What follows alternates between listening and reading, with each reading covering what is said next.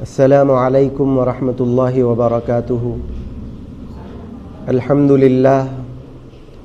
للہ رب العالمین، والصلاة والسلام والرحمة والبرکات علی سید السادۃ خیر البریات سید الانبیاء والمرسلین وعلی الخلفاء الراشدین وعلی آلہ الطیبین واصحابہ المہدیین ومن والاہم وتبعہم وسار علی دربہم اجمعین، اما بعد۔ معزز ناظرین، اللہ سبحانہ و تعالیٰ کا احسان عظیم ہے کہ اس نے ہمیں حضور اکرم نور مجسم رسول مکرم صلی اللہ علیہ وعلی آلہ وصحبہ وسلم کی امت بابرکت میں پیدا فرمایا اور ہمیں اس پر فخر عظیم عنایت فرمایا۔ الحمدللہ علی احسانی۔ بزرگان دین، امت کے صالحین، اولیاء کاملین اور اس کے بندگان مخلصین، یہ ایسی ہستیاں ہوا کرتی ہیں کہ جن کے چرچے، جن کے تذکرے خود خالق کائنات نے اپنے کلام مبین میں ارشاد فرمائے ہیں۔ حضور سید کائنات محمد الرسول اللہ صلی اللہ علیہ وآلہ وصحبہ وسلم نے اپنی زبان فیض ترجمان سے ان کی عظمتوں کا بیان فرمایا ہے۔ اسی طرح یہ سلسلہ چلتا رہا تو عظمت اولیاء کرام کا بیان تاحال سنا اور سنایا جاتا ہے اور تا قیام قیامت ان کی عظمتوں کے چرچے جاری رہیں گے۔ قرآن کریم میں جا بجا ان کی عظمتوں کا تذکرہ کیا گیا، ان کی فکر، ان کے عقیدے کا ذکر کیا گیا، ان کے کردار کا، ان کی نمازوں کا ذکر کیا گیا، ان کے صدقہ و خیرات کا، ان کی سخاوت و عطا کا ذکر کیا گیا، ان کے نیک اعمال کا، ان کے اعمال کی بلندی کا ذکر کیا گیا۔ اسی طرح ان کی نیکی پر خدا کی بارگاہ میں قبولیت کا ذکر کیا گیا، ان پر نازل ہونے والے، انہیں عطا ہونے والے اکرامات کا، انعامات کا ذکر کیا گیا۔ اسی طرح حضور پاک صاحب الاولاق صلی اللہ علیہ وسلم نے ان کی مقبولیت کا بھی ذکر کیا ہے، خدا کی بارگاہ میں ان کی محبوبیت کا ذکر بھی کیا ہے، اور اس محبوبیت کی بنیاد پر دنیا میں قبر و حشر میں جو انعامات انہیں عطا کیے جانے والے ہیں، عطا کیے جاتے ہیں، حضور پاک علیہ الصلاۃ والتسلیم نے ان انعامات کا بھی ذکر فرمایا ہے۔ قرآن کریم کے آغاز کے حوالے سے ہم غور کریں تو سورہ فاتحہ ہو یا سورۃ البقرہ ہو، رب تبارک و تعالیٰ نے ان کی عظمتوں کے تذکرے فرما دیے۔ بندگان خدا جب خدا کی بارگاہ میں قرب کا مقام حاصل کرنا چاہتے ہیں، نیکی کی راہ پر چلنا چاہتے ہیں، عبادت و ریاضت کو اختیار کرنا چاہتے ہیں اور سیدھی راہ پر قائم رہنے کی وہ کوشش کرتے ہیں، تو انہیں راستہ بتایا جاتا ہے کہ وہی راستہ انعام والوں کا راستہ، جن کے راستے کو رب تبارک و تعالیٰ نے حق کا راستہ صراط مستقیم بنایا ہے، جن کے راستے پر چلنے کو خدا نے انعام و اکرام کی بارش والا راستہ بنایا ہے۔ بندگان خدا سن لو، ان کے راستے پر تم چلتے ہو تو جس طرح انہیں انعام و اکرام عطا کیا گیا ہے، رب تبارک و تعالیٰ تمہیں بھی ان کے راستے پر قائم فرمائے گا، صراط مستقیم عطا فرمائے گا۔ یہی وہ صراط مستقیم ہے جس پر چلنے والا بندہ خدا کی بارگاہ سے نعمتوں کو حاصل کرتا ہے، اپنے عقید اعمال کو رب کی بارگاہ میں مقبول بنا لیتا ہے، تو ہوتا یہ ہے کہ رب تبارک و تعالیٰ دنیا میں بھی ان سے راضی ہوتا ہے، دنیا کی زندگی کو بھی ان کی مقبول بنا لیتا ہے، اور حشر کے میدان میں بھی ان کے لیے انعام و اکرام کو اٹھا رکھا ہے۔ سورہ فاتحہ کے حوالے سے عرض کروں تو بجا ہوگا صراط الذین انعمت علیہم، رب تبارک و تعالیٰ نے سیدھے راستے کا خلاصہ بیان فرمایا۔ صراط مستقیم کون سا راستہ؟ رب تبارک و تعالیٰ نے جن پر انعام فرمایا ایسے بندگان خدا کا راستہ ہے۔ مسلمانوں کو اسی راستے پر قائم رہنے، اسی کی دعا مانگنے اور اسی پر چلنے کا گویا خالق کائنات نے حکم فرمایا ہے۔ انعام والوں کا راستہ کون ہے؟ وہ جن پر کبھی خدا کا غضب نازل نہیں ہوا۔ انعام والوں کا راستہ، ارے کیسا راستہ ہے؟ اس راستے پر چلنے والے کون ہیں؟ رب فرماتا ہے ارے وہ تو سیدھے راستے پر چلنے والے خدا کے حق رسیدہ بندے ہیں، جو گمراہ نہیں، بھٹکے ہوئے نہیں، راہ حق پر قائم ہیں، اور انہی کے راستے پر چلنے کا حکم دیا گیا۔ یہ جو انعام والوں کی خوبیاں، اللہ تعالیٰ کے نیک بندوں کی خوبیاں، صراط مستقیم پر چلنے والوں کا ذکر سورہ فاتحہ میں کیا گیا۔ عربی زبان اور اس کی بلندیوں کے حوالے سے غور کیا جائے تو یہ سیدھے راستے کی تفصیل نہیں، بلکہ سیدھے راستے پر چلنے والے، خدا کے انعام کو پانے والے اولیاء کرام کا تذکرہ ہے۔ صراط مستقیم کس کا راستہ؟ قرآن اعلان کر رہا ہے جس پر رب تبارک و تعالیٰ کا انعام ہوا، ان اولیاء کا راستہ۔ صراط مستقیم کون سا راستہ؟ جن اولیاء کو رب تبارک و تعالیٰ نے پسند فرمایا ہے، انہیں اپنے غیظ و غضب سے محفوظ فرمایا ہے، ان اولیاء کا راستہ۔ صراط مستقیم کیسا راستہ؟ کس کا راستہ؟ رب فرماتا ہے وہ جو سیدھے راہ پر قائم ہیں، سیدھے راستے پر چلتے ہیں، ان اولیاء کا راستہ جن کی شان قرآن بیان کرتا ہے کہ وہ ضالین، گمراہ نہیں۔ ان کی شان قرآن بیان کرتا ہے کہ وہ انعام والے ہیں، ان کی شان قرآن بیان کرتا ہے کہ وہ غیر المغضوب علیہم ہے۔ رب تبارک و تعالیٰ ان سے راضی ہے، ان سے ناراض نہیں، اور ان پر کبھی اپنے غضب کا اظہار نہیں فرمایا ہے۔ قرآن کریم کا آغاز ہو رہا ہے سورہ فاتحہ کی آیات ربانیہ میں۔ حق سبحانہ و تعالی ان سیدھے راستے پر قائم رہ کر رب کی بارگاہ سے انعام پانے والے، سیدھے راہ پر رہنے والے، بھٹکنے کی فکر سے، بھٹکنے کی کیفیت سے محفوظ رہنے والے، رب تبارک و تعالیٰ کی ناراضگی اور جلال سے، خدا تعالیٰ کے غیظ و غضب سے بچنے والوں کا تذکرہ قرآن کریم کے آغاز میں فرما دیا۔ یہی نہیں، قرآن کریم کی متعدد صورتوں میں اور متعدد آیات میں تسلسل جاری ہے۔ سورہ بقرہ کا آغاز ہوتا ہے تو ان آیات ربانیہ سے، جس میں کوئی شک نہیں، کیا ہے؟ متقین کے لیے ہدایت ہے۔ کچھ دیر کے لیے آپ غور کریں، قرآن کریم کے آغاز میں قرآن کریم کے فوائد اور مقاصد کو بیان کیا گیا ہے کہ اس کو پڑھنے سے کیا ہوتا ہے۔ ارے ساری کائنات کو ہدایت عطا کی جاتی ہے، ساری انسانیت کے لیے ایک قانون ہے جس پر چل کر خدا کا بندہ، چاہے وہ کسی مذہب سے تعلق رکھنے والا ہو، قرآن کریم کا قانون اسے ضرور فائدہ دینے والا ہے۔ ہاں، آگے دیگر صورتوں میں، دیگر آیات میں رب تبارک و تعالیٰ نے اسی کلام کو ہدی للناس، تمام انسانوں کے لیے، ساری انسانیت کے لیے ہدایت قرار دیا ہے۔ لیکن آغاز میں یہ قرآن کریم کیا ہے؟ ارشاد فرمایا کہ یہ وہ کتاب ہے جس میں کوئی شک نہیں، ہدی للمتقین۔ یہ کلام کیا ہے؟ متقین کے لیے ہدایت ہے۔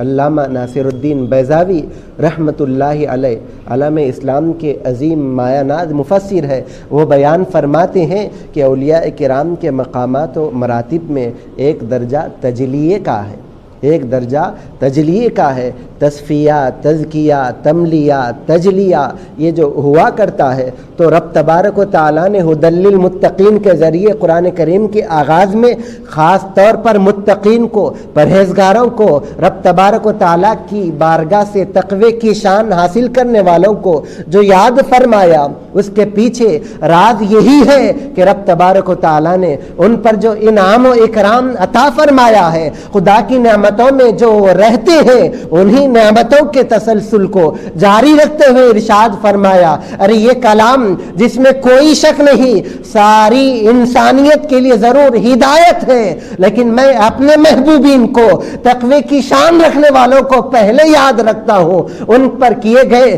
انعام کا ذکر کرتا ہوں کہ یہ کلام جس سے فائدہ اٹھانے والے، جس کی تلاوت کرنے والے، جس کے فیضان سے صبح و شام مالا مال ہونے والے کون ہیں؟ میرے متقین بندے ہیں۔ یہ کلام الہی جس میں شک نہیں، یہ ان کے لیے ہدایت ہے۔ سورہ بقرہ کی ابتدائی آیت کریمہ میں ان متقین کا، اولیاء صالحین کا، خدا کے محبوبین کا ذکر کر دیا گیا، پھر ان کی عظمت و شان بیان کی گئی، ان کے ایمان کا تذکرہ کیا گیا، ان کے عمل کا تذکرہ کیا گیا، ان کی نمازوں کا تذکرہ کیا گیا۔ الذین یؤمنون بالغیب، کون ہے متقین؟ جو غیب پر ایمان لانے والے ہیں۔ ویقیمون الصلاۃ، کون ہے؟ ان کی شان کیا ہے؟ قرآن کہتا ہے کہ نماز پڑھنا ان کا مشغلہ ہے، ان کی خصوصیت خدا کی بارگاہ میں حاضری ہے۔ قیام، رکوع، سجود سے جو اپنی زندگی جوڑے ہوئے، اپنا دل لگائے ہوئے ہیں، وہ محبوبین ہیں۔ وَيُقِيمُونَ الصَّلَاةَ وَيُؤْتُونَ الزَّكَاةَ وَمِمَّا رَزَقْنَاهُمْ يُنْفِقُونَ۔ وَيُقِيمُونَ الصَّلَاةَ وَمِمَّا رَزَقْنَاهُمْ يُنْفِقُونَ، ان کی عبادتوں کا بھی تذکرہ کیا گیا، ان کے صدقہ و خیرات، ان کی سخاوت کا بھی ذکر کیا گیا کہ رب کی بارگاہ سے جب انہیں نعمتیں ملتی ہیں، چاہے وہ نعمتیں ظاہری نعمتیں ہوں یا باطنی نعمتیں ہوں، چاہے وہ نعمتیں مادی نعمتیں ہوں یا روحانی نعمتیں ہوں، چاہے وہ نعمتیں شریعت کے فیضان کی ہو یا باطنی طریقت کے فیضان کی ہو، ارے رب کی بارگاہ سے جو انعام، جو نعمت انہیں ملتی ہے، ان کی سخاوت کی شان یہ ہے کہ جو کچھ رب کی عطا انہیں ہوتی ہے وہ جمع کر کے رکھتے نہیں، اس میں بخل کرتے نہیں، اپنے پاس ہی محفوظ رکھتے نہیں۔ ارے جو مانگتا آتا ہے، جو سائل بارگاہ میں حاضری دیتا ہے، ان کے در پر جو دستک دیتا ہے، آنے والا آتا ہے تو محروم نہیں ہوتا۔ قرآن اعلان کر رہا ہے کہ ان کی شان غریب نوازی کی شان ہوتی ہے، ان کی شان بندہ نوازی کی شان ہوتی ہے۔ جو ان کی بارگاہ میں آتا ہے تو کیوں کچھ مانگ لے، کچھ حاصل کر لے، فیضان سے مالا مال ہو جائے۔ اب قرآن اعلان کر رہا ہے یہ ان کے پاس آتا کہاں سے؟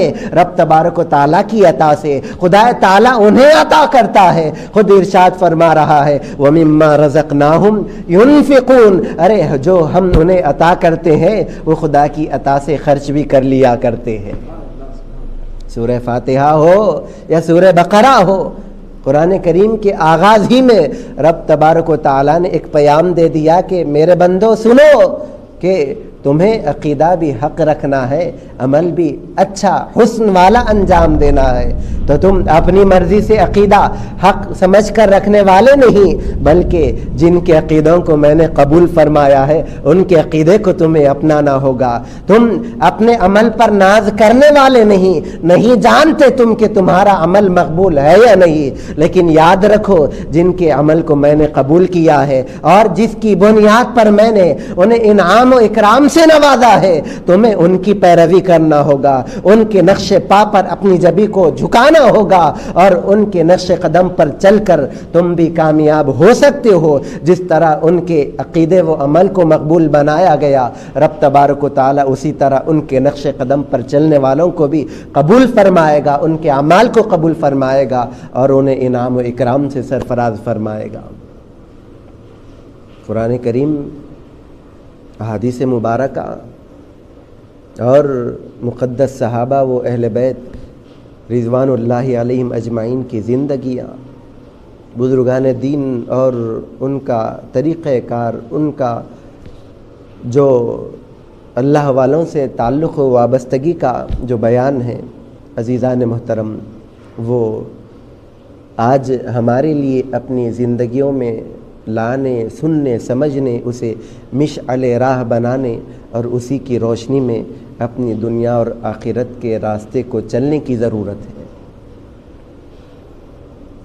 دراصل اس عنوان کے انتخاب کا ایک مقصد بزرگان دین، اولیاء کرام اور خاص طور پر ائمہ سلسلہ طریقت، صوفیاء کرام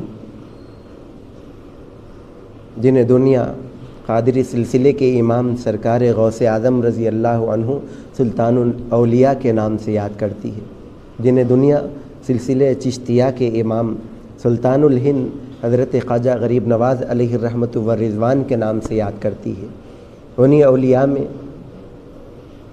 اولیاء کے ایک سردار شیخ الشیوخ حضرت شہاب الدین عمر سہروردی علیہ الرحمۃ والرضوان سلسلہ سہروردیہ کے امام کی حیثیت سے دنیا یاد کرتی ہے۔ اسی طرح ان اولیاء کرام میں جو صف اول کے اولیاء کرام میں اپنی ایک منفرد شان اور امتیازی مقام رکھنے والی ذات ہے، وہ سلسلہ نقشبندیہ کے امام حضرت خواجہ بہاء الدین سید محمد مشکل کشا علیہ الرحمۃ والرضوان کی ذات ہے۔ 3 ربیع الاول شریف کے مہینے کی 3 تاریخ حضرت سیدنا شہنشاہ نقشبند مشکل کشا سید محمد بہاء الدین علیہ الرحمۃ والرضوان کے یوم وصال کا موقع ہے۔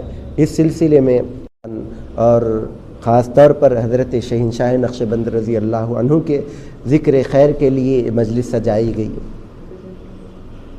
حضرت کی زندگی کے حوالے سے عرض کروں تو ایسی شان، ایسا مقام و مرتبہ رب تبارک و تعالیٰ نے آپ کو عطا فرمایا تھا کہ نہ ہم اسے سمجھ سکتے ہیں، نہ ان مقامات تک رسائی حاصل کر سکتے ہیں۔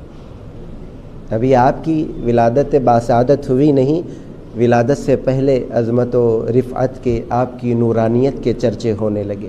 ابھی آپ کی ولادت باسعادت ہوئی نہیں، رب تبارک و تعالیٰ آپ کی آمد کے استقبال کے تذکرے گویا بزرگان دین کی زبان سے ارشاد فرماتا رہا۔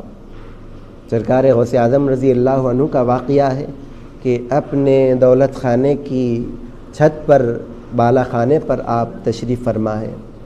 ایک سرزمین بغداد سے آپ کی نگاہ ولایت بخارا کے اس علاقے پر پڑتی ہے کہ جو مقام حضرت شہنشاہ نقشبند رضی اللہ عنہ کی ولادت کا مقام، وہ مقام بھی کیا مقام ہے کہ ہندوان کا علاقہ وہ یاد کیا جاتا تھا۔ سرکار شہنشاہ نقشبند کی ولادت کیا ہوئی؟ اللہ تعالیٰ نے اسے عارفین کا مقام بنا دیا۔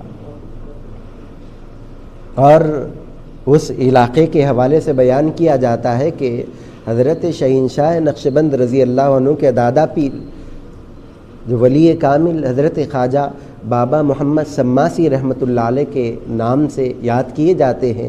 حضرت کا ذکر جب بھی اس علاقے مقام ہندوان سے ہوتا، ارشاد فرماتے کہ مجھے یہاں ایک خدا تعالیٰ کے باخدا بندے کی خوشبو آ رہی ہے۔ جب بھی اس علاقے سے گزر ہوتا آپ یہ ارشاد فرماتے۔ اور ایک موقع پر آپ کا گزر ہوا تو آپ نے ارشاد فرمایا کہ اس علاقے میں جس مرد باخدا کی خوشبو سونگا کرتا تھا وہ خوشبو اب بڑھ چکی ہے، یوں لگتا ہے کہ جس ہستی کے ہم انتظار میں ہیں وہ دنیا میں جلوگر ہو چکی ہے۔ عرض کر رہا تھا سرکار غوث اعظم رضی اللہ عنہ کے حوالے سے کہ آپ کی نگاہ ولایت بخارا کے علاقے پر پڑتی ہے، کیا دیکھتے ہیں کہ وہاں سے ایک نور کی کرن پھوٹتی ہے اور وہ کرن پھیلتی ہوئی اپنی نورانیت کو بڑھاتے ہوئے ایک سارے افق پر پھیل جاتی ہے، یہاں تک کہ ساری دنیا میں اس نورانیت کا اجالا بکھیر دیا جاتا ہے۔ سرکار غوث اعظم نے اس نورانیت کو دیکھا تو ارشاد فرمایا، آج سے 157 سال بعد اس علاقے سرزمین بخارا سے ایک عظیم نورانی ہستی جلوگر ہونے والی ہے، جس کی نورانیت سے اللہ سبحانہ و تعالی اس ساری دنیا کو بھرنے والا ہے، جس کے فیضان سے ساری دنیا معمور ہو جائے گی۔ سرکار غوث اعظم نے ان کی آمد کی خوشخبری عطا فرمائی۔ اور جب ولادت کا سماں قریب آنے لگا تو آپ کے دادا پیر حضرت بابا محمد سماسی رحمۃ اللہ علیہ خوشخبری دیا کرتے کہ اس علاقے سے میں خوشبو سونگا کر رہا ہوں، اس علاقے سے مہک آ رہی ہے۔ یہ مہک کون سی مہک ہے؟ وہ مرد باخدا کی مہک ہے کہ جس کی آمد سے رب تبارک و تعالیٰ ساری دنیا کو خوشگوار مہکانے والا بنانے والا۔ حضرت خواجہ بہاؤالدین نقشبند علیہ رحمت و رضوان کی ولادت باسعادت کا تیسرا دن ہے۔ آپ کے دادا جان حضرت خواجہ سید محمد جلال الدین رحمت اللہ علیہ، جو حضرت بابا سماسی علیہ الرحمہ کے مرید اور آپ کے وابستہ دامن تھے، اپنے پوتے کو، اپنے اس شہزادے کو حضرت شہنشاہ نقشبند کو، دادا پیر جو حضرت جلال الدین بخاری رحمۃ اللہ علیہ کے پیر و مرشد تھے، حضرت کی خدمت میں پیش کرتے۔ حضرت جب حضرت شہنشاہ نقشبند کو اپنی گودی میں لیتے ہیں تو ایسے ہی نہیں لیتے جس طرح عام بچوں کو فیضان عطا کرنے کے لیے بزرگان دین کی گود میں دیا جاتا ہے۔ ارشاد فرماتے ہیں کہ ہم نے اس شہزادے کو اپنی فرزندی میں قبول کیا ہے۔ اس کے بعد اپنے جانشین، اپنے مرید و خلیفہ حضرت خواجہ امیر کلال رحمۃ اللہ علیہ حضرت سے فرماتے ہیں کہ اس شہزادے کی تم تربیت کرنا، اچھی طرح تربیت کرنا، کسی طرح کی غفلت نہ کرنا، اور یہ ارشاد فرماتے ہیں کہ یاد رکھو اگر تم نے اس شہزادے کی تربیت میں کوئی غفلت کی تو ہم تمہیں چھوڑنے والے نہیں۔ کوئی عتاب کا معاملہ تو وہاں نہیں تھا، لیکن تاکید فرمائی حضرت شہنشاہ نقشبند کی تربیت کے سلسلے میں کہ عام مریدین کی طرح ان کا معاملہ نہیں ہوا کرتا، جب تم انہیں اپنی تربیت میں لو تو اچھی طرح تربیت کرنا۔ چنانچہ حضرت شہنشاہ نقشبند کا نام محمد رکھا گیا۔ نام کی بھی شان یہ کہ فیضان مصطفیٰ کے جلوے نام سے بھی بکھیرے جانے لگے، اور صرف آپ کے نام میں نہیں بلکہ خاندان میں حضور کی عشق اور محبت کا یہ معاملہ تھا کہ والد گرامی کے بارے میں آتا ہے کہ والد گرامی کا نام کوئی دیگر نہ تھا بلکہ والد کا نام بھی محمد تھا، اور آپ کے دادا جان کا نام بھی محمد تھا۔ تاریخ میں ایسی مثالیں بہت ملتی ہے۔ نام کیا ہے شہنشاہ نقشبند کا؟ محمد ہے۔ آپ کے والد گرامی کا نام کیا ہے؟ محمد ہے۔ دادا جان حضرت جلال الدین جن کا لقب ہے ان کا نام کیا ہے؟ محمد ہے۔ ارے دنیا میں ایک عجیب اور محبت کا جو کرشمہ پیش کیا گیا، بڑی شان والا، بڑے عشق والا، بڑے محبت والا، کہ محمد بن محمد بن محمد، ایسے نام کی شان رکھنے والے حضرت شہنشاہ نقشبند رضی اللہ عنہ ہے۔ ابتدائے ولادت ہی سے آپ کی عظمتوں کے چرچے ہونے لگے، بلکہ ولادت سے قبل ہی آپ کی روحانیت کے، آپ کی ولایت کے، آپ کی ولادت کے تذکرے ہونے لگے۔ اب جب ولایت کے مقامات ملنے لگے تو ان مقامات کے کیا کہنے؟ مختصراً عرض کروں تو حضرت شہنشاہ نقشبند رضی اللہ عنہ خود ارشاد فرماتے ہیں کہ میں عبادت و ریاضت کرتے کرتے اولیاء کرام کے مقامات کی سیر کرنے لگا۔ ایک وہ مقام پر بھی پہنچ گیا کہ جس مقام پر رب تبارک و تعالیٰ نے حضرت خواجہ منصور حلاج علیہ الرحمہ کو فائز فرمایا تھا۔ اس مقام پر جاتا ہوں تو میرے دل میں یہ خیال آتا ہے کہ وہ صدا جو حضرت منصور نے دی تھی، اے سید محمد تم بھی وہ صدا دیتے چلے جاؤ، لیکن رب تبارک و تعالیٰ کی بارگاہ سے مجھے قرار ملا، بزرگوں کا فیض ملا۔ جب کبھی یہ خیال آتا تو میں ضبط کر لیا کرتا، وہ کلمہ ارشاد نہیں فرماتا کہ جس کی پاداش میں حضرت خواجہ منصور حلاج کو سولی پر ٹہرایا گیا تھا۔ علاقے میں ایک سولی چڑھانے کا مقام تھا۔ فرماتے ہیں کہ 2 مرتبہ میں اس مقام پر پہنچ گیا اور اپنے نفس کو یہ احساس کہ اگر تو حق کی راہ سے ہٹتا ہے تو پھر تیرے لیے یہ مقام ہے۔ اولیاء کرام کی مقامات کی ان کی بلندیوں کی سیر کرنے والے حضرت خواجہ نقشبند رضی اللہ عنہ فرماتے ہیں کہ رب تبارک و تعالیٰ نے مجھے اپنے قرب کے مقامات کی سیر فرمائی تو کبھی میں سلطان العارفین حضرت خواجہ بایزید بسطامی علیہ رحمہ کے مقام پر پہنچتا ہوں، کبھی حضرت جنید بغدادی کے مقام پر پہنچتا ہوں، حضرت خواجہ شبلی کے مقام پر کبھی پہنچتا ہوں۔ یہ اولیاء کرام کی بلندیوں اور ان کے مقامات کی سیر کا سلسلہ جاری رہا۔ الغرض یہ کہ حضرت خواجہ نقشبند اولیاء کرام میں بھی جو مقامات خدا کی بارگاہ میں قرب کے مقامات پانے والے بزرگان دین ہیں، اس میں بھی ایک امتیازی شان رکھنے والے ہیں۔ ان امتیازی مقامات و مرتبے میں ایک آپ کے لیے جو فیضان کی شان ہے وہ نقشبندی شان ہے۔ یہ نقشبند کیا ہے؟ نقش کہتے ہیں کہ نقش و نگار کو جو یوں سمجھے کہ کسی چیز پر خوش نویسی اور خوشنودی کے لیے اتارا جاتا ہے، اور نقش بند کرنے والا یعنی اس نقش و نگاری کے پیشے کو اختیار کرنے والا ہوتا ہے۔ حضرت شہنشاہ نقشبند کون سے نقش و نگاری کے پیشے کو اختیار کرنے والے تھے؟ ارے یہ پیشہ خدا دانی کا پیشہ تھا۔ جو کوئی آپ کی بارگاہ میں حاضر ہو جاتا، آپ کی مریدی میں شامل ہو جاتا، بتایا جاتا ہے کہ پہلی نظر حضرت شہنشاہ نقشبند پر کسی پر پڑ جاتی حضرت شہنشاہ نقشبند کی، رب تبارک و تعالیٰ اس کے دل کو اپنی یاد کے لیے قبول کر لیتا اور اس کے دل پر خدا کی یاد چمکنے لگتی، اس کے دل پر خدا کا نام نقش بند ہو جایا کرتا۔ کئی اس کی وجوہات بیان کی جاتی ہیں کہ نقش بندی شان ہے کیا۔ ایک ابتدائی بات تو یہ بیان کی جاتی ہے کہ عام طور پر جس طرح معاش کے لیے، معیشت کے لیے، حلال طریقے سے دنیا کو کمانے کے لیے جو کوشش کی جاتی ہے، حضرت شہنشاہ نقشبند رضی اللہ عنہ بھی ذریعہ معاش کو اختیار کیے ہوئے تھے۔ وہ کم خواب کی دستکاری سے پہچانی جاتی تھی، یعنی کپڑے پر نقش و نگار کا کام کرنا، لیکن اللہ والوں کو یہ نقش و نگار، یہ معاش، یہ دنیا کمانے میں کہاں ان کی توجہ ہوا کرتی۔ حضرت شہنشاہ نقشبند رضی اللہ عنہ کے بارے میں آتا ہے کہ آپ اس مصروفیت سے ہٹ کے خدا کی عبادت میں زیادہ مصروف رہا کرتے تھے۔ قیام میں ہے، رکوع میں ہے، سجدے میں ہے، خدا کی یاد میں ہے، عبادت میں ہے، ذکر و اذکار میں ہے، لیکن ایک ذمہ داری بھی معاش کی آپ نے اپنے اوپر عائد کی تھی۔ وہ ذمہ داری کیسے پوری ہو جائے؟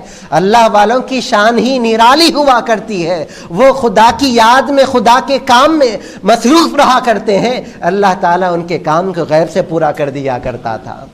دنیا والوں نے جب اس شان کو دیکھا کہ آپ کی مصروفیت، آپ کی جو دستکاری کی شان تھی وہ خود آپ نہیں کر رہے بلکہ غیب سے رب تبارک و تعالیٰ نے انتظام فرما دیا کہ حضرت شہنشاہ نقشبند تو خدا کی یاد میں ہے، اور ان کی نقش بندی کا جو معاملہ ہے، جو مصروفیت وہ اختیار کیے ہوئے ہیں، ہاتھ ان کا مصروف نہیں رہتا، رب تبارک و تعالیٰ غیب سے ان کے کام کو مکمل کر دیا کرتا۔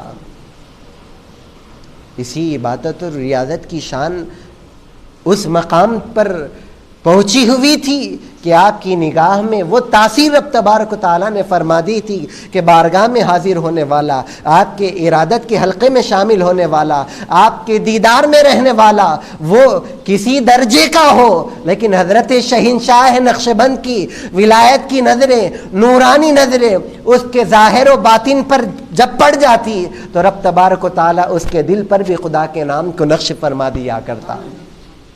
حضرت شہنشاہ نقشبند کی نقشبندی شان کا یہ معاملہ، ولایت کی شان کا یہ معاملہ کہ کبھی خواجہ منصور حلاج علیہ رحمہ کے مقام کی سیر کر رہے ہیں، کبھی حضرت ابو بکر شبلی علیہ رحمہ کے مقام پر پہنچے ہوئے ہیں، کبھی حضرت بایزید بسطامی کے مقام پر سیر کر رہے ہیں، تو کبھی سید الطائفہ حضرت جنید بغدادی نے جس مقام قرب کو اختیار فرمایا، رب تبارک و تعالیٰ نے جو مقام ان کو عطا فرمایا، حضرت شہنشاہ نقشبند رضی اللہ عنہ اس مقام کی سیر کر رہے ہیں۔ عزیزان محترم، حضرت شہنشاہ نقشبند رضی اللہ عنہ، حضرت کے بارے میں آتا ہے کہ 8ویں صدی ہجری کے عظیم بزرگوں میں آپ کا شمار ہوتا ہے۔ 4 محرم الحرام 718 ہجری کو آپ کی ولادت باسعادت ہوئی اور وصال باکمال 3 ربیع الاول شریف، یعنی جس مہینے سے ہم وابستہ ہیں، ربیع الاول شریف کا مہینہ 791 ہجری کو آپ وصال فرماتے ہیں، خدا کی بارگاہ میں واصل بحق ہوتے ہیں۔ تو اس سلسلے میں حضرت شہنشاہ نقشبند رضی اللہ عنہ کا ذکر خیر کیا گیا۔ آپ کی تعلیمات کے حوالے سے 2-1 باتیں عرض کرتا چلوں۔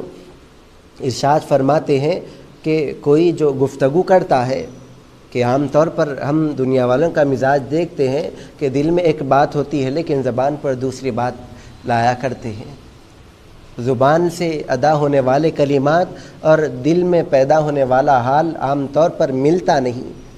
حضرت فرماتے ہیں درویشوں کو چاہیے کہ وہ اپنے حال کے مطابق گفتگو کریں، دل میں جو کیفیتیں ہوں انہی کیفیتوں کے مطابق گفتگو ہو، ایسے نہیں کہ باطن ان کا کچھ اور بتا رہا ہے، ظاہر پر کچھ اور اظہار ہو رہا ہے۔ اور سلسلے سے وابستگان جو وابستہ ہوتے ہیں انہیں نصیحت فرماتے ہوئے حضرت نے جو قانون بتایا ہے کہ وہ قانون دست بکار دل بیار کا قانون ہے۔ ہاتھ ہمارا کہیں کام میں مصروف رہا کرے، دنیا میں اگر ہم ہیں تو یہ دنیا کے بکھیڑوں میں اگر ہمارا ہاتھ، ہمارے اعضاء و جوارے مصروف رہتے ہیں تو پرواہ نہیں۔ حضرت نے ایک طریقہ خدا کی یاد کا بتا دیا کہ دل بیار، تم اپنے دل کو خدا تعالیٰ کے ساتھ جوڑے رکھو، یہ معاملہ تمہیں خدا کی یاد سے غافل ہونے والا نہیں بلکہ خدا کی یاد کرنے والے ذاکروں کے زمرے میں شامل کرنے والا ہے۔ آپ کے سلسلے کے جو اصول بتائے جاتے ہیں، خلوت در انجمن، یعنی لوگوں میں رہیں، سب سمجھ رہے ہیں کہ یہ ہمارے درمیان بیٹھا ہوا ہے، لیکن سلسلہ نقشبندیہ کی تعلیمات یہ پیام دیتی ہے کہ سب کے ساتھ بیٹھے ضرور ہو لیکن تم دل اپنے مولا کے ساتھ لگائے رکھو، تو یہ تمہارے لیے خدا کے قرب میں، سلوک میں ترقی کا راستہ اختیار کرنے والا عمل قرار پائے گا۔ حضرت شہنشاہ نقشبند رضی اللہ عنہ اس سلسلے کی تعلیمات کے حوالے سے عرض کروں تو خلاصتاً بزرگان دین بیان فرماتے ہیں علماء کے اس سلسلے میں سنت نبوی صلی اللہ علیہ وسلم، سنت نبوی ایک ابتدائی اٹوٹ اور سلسلہ عالیہ نقشبندیہ کا لازمی پیام اور لازمی تقاضا ہے کہ حضور پاک علیہ الصلاۃ والتسلیم کی سنتوں سے تعلق جڑ جائے۔ خدا کے بندے کا کوئی عمل ایسا نہ ہو کہ جو خلاف شریعت، خلاف سنت ہو، حضور پاک علیہ الصلاۃ والتسلیم کی سنتوں پر عمل آوری ہو، اسی کو اختیار کیا جائے، اسی کو حرز جاں بنایا جائے تاکہ دنیا بھی خدا تعالیٰ کی مرضی کے مطابق گزرتی رہے اور آخرت میں بھی رب تبارک و تعالیٰ اپنے انعام یافتہ اور اپنے مقبول بندوں میں شمار فرمائے۔